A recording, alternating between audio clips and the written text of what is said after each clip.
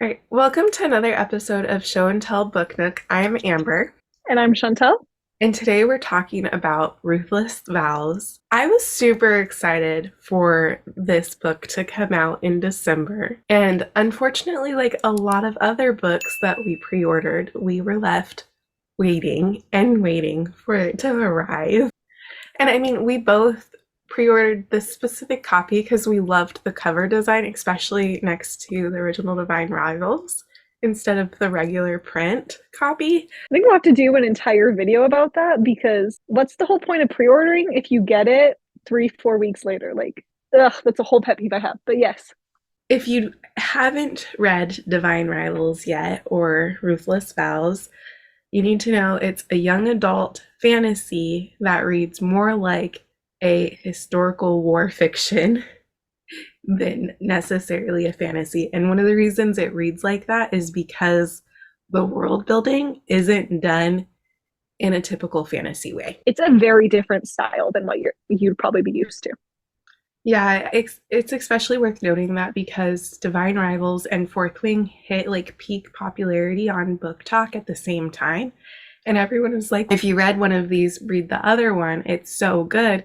When really there's not any similarities between the two books. But I haven't seen anyone making a connection between Ruthless Vows and Iron Flame. And I think that's because a lot of the book community has come to terms with the fact that these series are not similar and should not be compared to each other.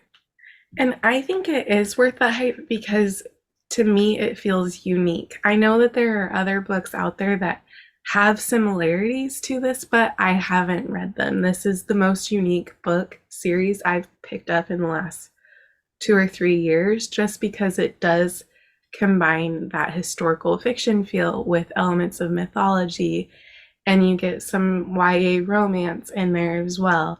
It's been a while since I've been in the YA romance book trenches, so maybe that's why I feel like it's so unique.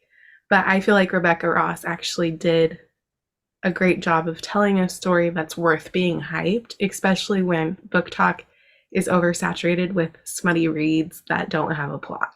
I read a lot of YA books, and I think because I read so many, comparison wise, there are other YA books I love far more, but the uniqueness of the plot style, I don't actually know another book that's similar off the top of my head or in general that I have read. So for that, I give total kudos. Like, this is a series I think people should read. It just was missing an element of magic that was just going to make it amazing. For me, I feel like they do something that we loved about the dystopian era of young adult fiction in trying to portray a message that's really important. So I'm thinking about The Hunger Games and Divergent, and those authors tackling messages that they wanted these specifically young adults to understand about societal structures and what prejudice can lead you to do or not do, and kind of the uglier side of our society when ambition is put at the forefront. And I felt like this duology tackled some of those similar themes, but not in such a heavy-handed way. I thought that was a subtle message under this book that most people just talk about for the element of flirtation and romance that's taking place between the two characters. I've given Rebecca Ross such slack on her world building because I don't think she actually did any world building, or I don't think she explained the magic systems at work in these novels. And I was able to kind of forgive her for that because of the other things I thought she did really well. What were three of your favorite things? And we can do about the book or the duology itself. I love how Rebecca Ross approached intimacy in both these books, specifically in Ruthless Vows, because in Divine Rivals, not to be a spoiler, but there is a scene of intimacy. There's build up to it, you know it's coming, but it's handled in a way that's appropriate for the genre or the classification of young adult. And it's done in such a way that I was left feeling, what's the right word? It's not Twitter pated, but kind of just that, like, It was swoony.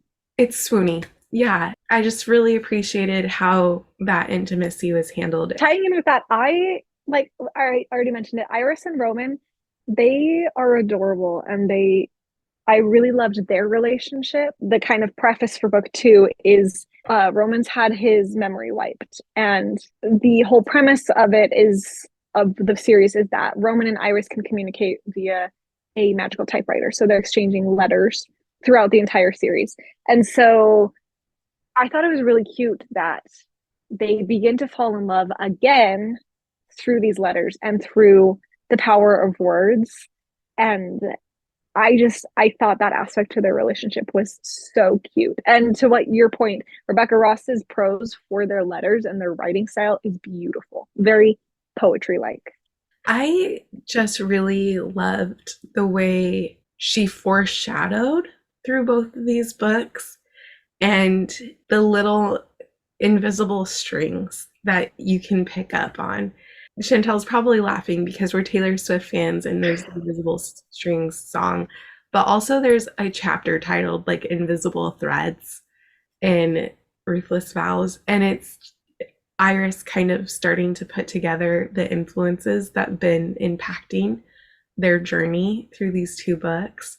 I just thought it was well done. I think it's really cute. She has actual chapter titles, which not a lot of authors do anymore. And I really loved that she pulled that in. And it does kind of with that foreshadowing that you were talking about, it does foreshadow what's actually going to happen in the plot and in that chapter. But I loved that she added that because that's such like a throwback kind of concept of having chapter titles. And I know a lot of bookworms are like, hey, can we bring those back? Because those were actually fun. So I liked that she had those. The imagery that she brought through her prose was probably the last thing I'm going to say is my favorite, because although she's not incredibly descriptive of the places and the settings or the magic system, I still feel like my mind's eye went on this trip through a worn-torn countryside.